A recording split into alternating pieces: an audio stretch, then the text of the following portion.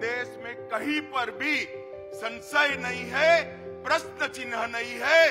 देश ने तय किया है कि मोदी जी फिर से एक बार इस देश के प्रधानमंत्री बनेंगे। 75 साल में इस देश ने 17 लोकसभा के चुनाव देखे हैं, 22 सरकारें देखी है, 15 प्रधानमंत्री देखे। मुझे कोई कहे कि इंडिया अलायंस क्या है तो मैं इसकी एक ही व्याख्या करता हूं। जो अपनी पार्टी के अंदर डेमोक्रेसी नहीं स्थापित कर सकते वो देश की डेमोक्रेसी की रक्षा नहीं कर सकते।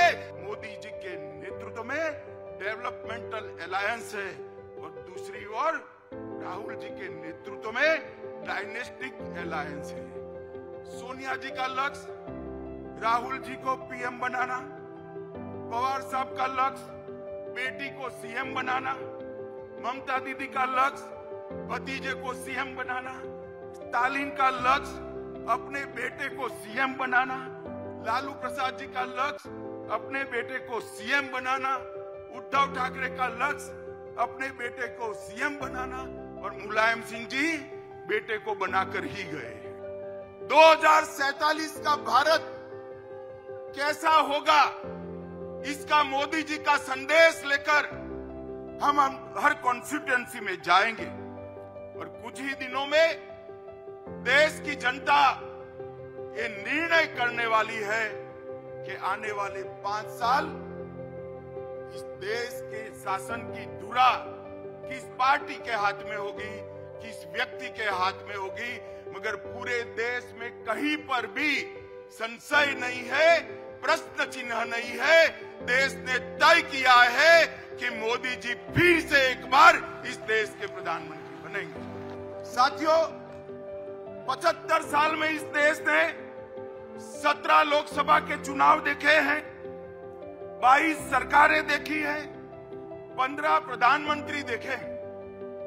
देश ने जितनी भी सरकारें आई अपने अपने समय में हर सरकार ने समयानुकूल विकास करने का प्रयास किया है, मगर आज मैं कोई कंफ्यूजन के बगैर कह सकता हूं कि समग्रता से विचार, हर क्षेत्र का विकास और हर व्यक्ति का विकास करने का काम केवल और केवल नरेंद्र मोदी जी के 10 साल में हुआ है।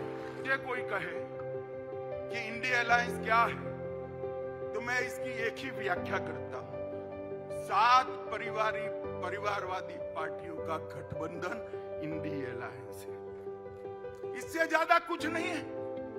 जो अपनी पार्टी के अंदर डेमोक्रेसी नहीं स्थापित कर सकते वो देश की डेमोक्रेसी की रक्षा नहीं कर सकते। ये देश की जनता को, आपकी पार्टी लोकतांत्रिक पार्टी नहीं है, आपकी पार्टियां लोकतांत्रिक पार्टियां नहीं है, आप देश के लोकतंत्र का रक्षा नहीं कर सकते। एक और मोदी जी के नेतृत्व में डेवलपमेंटल अलायंस है और दूसरी ओर राहुल जी के नेतृत्व में डायनेस्टिक अलायंस है।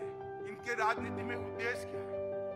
मोदी जी कहते हैं महान भारत की रचना, 2047 तक का लक्ष्य रखा, आत्मनिर्भर भारत की रचना, 2047 तक का लक्ष्य रखा। सोनिया जी का लक्ष्य राहुल जी को पीएम बनाना, पवार साहब का लक्ष्य बेटी को सीएम बनाना, ममता दीदी का लक्ष्य भतीजे को सीएम बनाना, स्टालिन का लक्ष्य अपने बेटे को सीएम बनाना, लालू प्रसाद जी का लक्ष्य अपने बेटे को सीएम बनाना, उद्धव ठाकरे का लक्ष्य अपने बेटे को सीएम बनाना और मुलायम सिंह जी बेटे को बनाकर ही गए।